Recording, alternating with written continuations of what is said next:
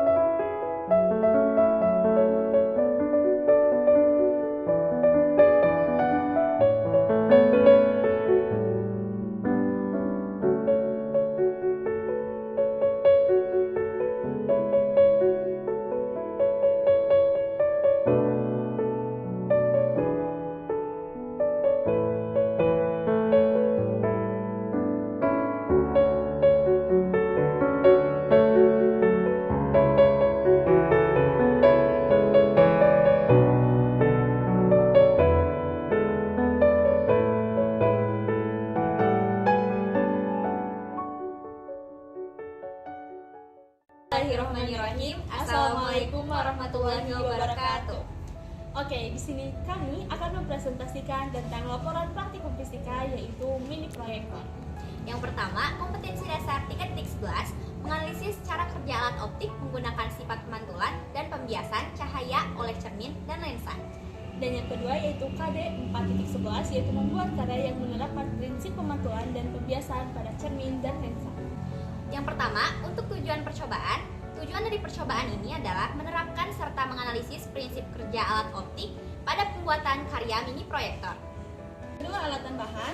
Yang pertama gunting dan cutter. Yang kedua ada pilok. Yang ketiga kardus. Yang keempat ada lem tembak. Yang kelima kaca membesar atau lensa cembung dengan ukuran 60 mm.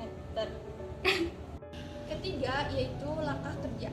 Langkah kerja yang pertama, siapkan kardus sepatu, kemudian warnai dengan pilok. Yang kedua, buat kaca pembesar pada samping kardus dengan menggunakan pensil.